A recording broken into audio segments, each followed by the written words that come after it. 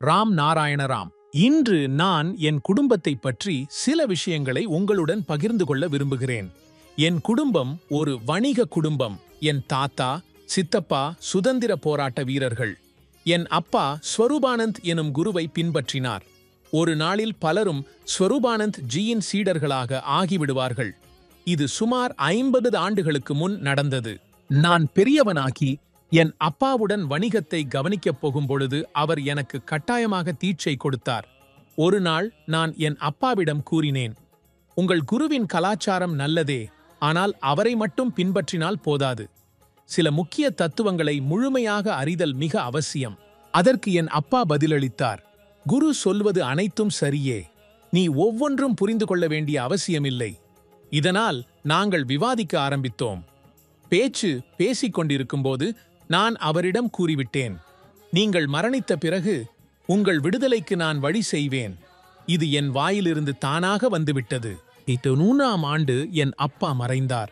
3 மாதங்கள் கழித்து ஒரு அலுவலகத்தில் அமர்ந்து தியானம் செய்யும்போது யாரோ என் காலை பிடித்ததை உணர்ந்தேன்.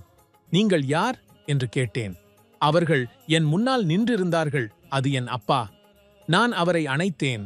அவருக்கு பணிவுடன் தலை குனிந்தேன். கண்முன்னே அவர் மறைந்து போனார். நான் மிகவும் பயந்து விட்டேன். என் அப்பா ஏன் என்கிட்ட வந்தார்கள்? உலகில் ஒருவரும் இறந்த பிறகு திரும்பி வரவில்லை. ஆனால் என் அப்பா வந்து விட்டார்கள். இது பொய் அல்ல. நான் இயற்கையின் ஒரு தாசன். நான் கூறுவது எல்லாம் உண்மை. என் மகா குரு பாலக் பிரம்மச்சாரி அவர்கள் மிகவும் சக்தி வாய்ந்தவர். அவரின் அருளால்தான் நான் என் அப்பாவை சந்திக்க முடிந்தது. பூமியில் நல்ல செயல்களைச் செய்யும் ஒருவருக்கு மட்டுமே முக்தி கிடைக்கும். அதனால் அனைவரும் நல்வினைகள் செய்ய வேண்டும். மனிதர்கள் ஞானம் பெற வேண்டும். பூமியில் வாழ்வதற்கு அனைவருக்கும் சம உரிமை உள்ளது. அது அனைவருக்கும் கிடைக்க வேண்டும். மனிதர்களின் மதம் ஒன்றே, மொழி ஒன்றே, அனைவருக்கும் ஒரே தந்தை, ஒரே தாய். நாம் எல்லோரும் ஒரே குடும்பம். ஒவ்வொரு மனிதனும் முன்னேறுவதற்கான மனப்போக்கு வைத்திருக்க வேண்டும். மற்றவர்களை பொறாமையாக நினைக்கக்கூடாது. வாழ்க்கையை எளிமையாக வாழ வேண்டும். மோட்சம் பெறுவதற்கான கதவு பிறவி காலத்திலிருந்தே மூடப்பட்டிருக்கிறது.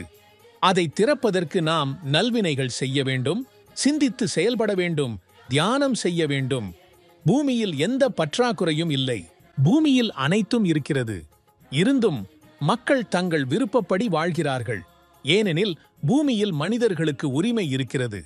ஆனால் இயற்கை சார்ந்த கல்வி இல்லை, இயற்கை சார்ந்த அரசியல் இல்லை, இயற்கை சார்ந்த சட்டமும் இல்லை. இதை மக்கள் யோசிக்க வேண்டும், விழிப்புணர்ச்சி பெற வேண்டும். நாம் நம்மையே நம் நண்பனாக மாற்ற வேண்டும், நம்மையே நேசிக்க வேண்டும். பூமியில் வாழும் ஒவ்வொருவரும் ஒருவருக்கொருவர் நல்லதை எண்ண வேண்டும். தனிப்பட்ட ஆசைகளில் மட்டும் லாபம் காணக்கூடாது. ஒரு குழந்தை உங்கள் அருகில் உணவு இல்லாமல் தூங்குகிறதென்றால் சிறிய அளவாவது உங்களால் முடிந்தவரை அதற்கு உணவளிக்க முயலுங்கள். நாட்டிற்கு மோடி அரசின் திட்டங்கள் அனைவருக்கும் உணவும் வீடும் வழங்கும் திட்டம் பாராட்டத்தக்கது. இது அனைவருக்கும் உரிமையை வழங்கும். அரசு ஒவ்வொரு நபரின் தேவைகளையும் கவனிக்க வேண்டும். மக்கள் இயற்கையை பற்றியும் விழிப்புணர்வை பெற வேண்டும். மக்கள் ராம் நாராயண ராம் என்ற பெயரை தொடர்ந்து ஜெபிக்க வேண்டும். இது அவர்களுக்குள் அமைதியை உருவாக்கும். அவர்கள் வாழ்க்கையை அமைதியாக வாழ முடியும். ராம் நாராயண ராம் என்ற ஜெபம் உங்கள் நன்மைக்கு வழிவகுக்கும்.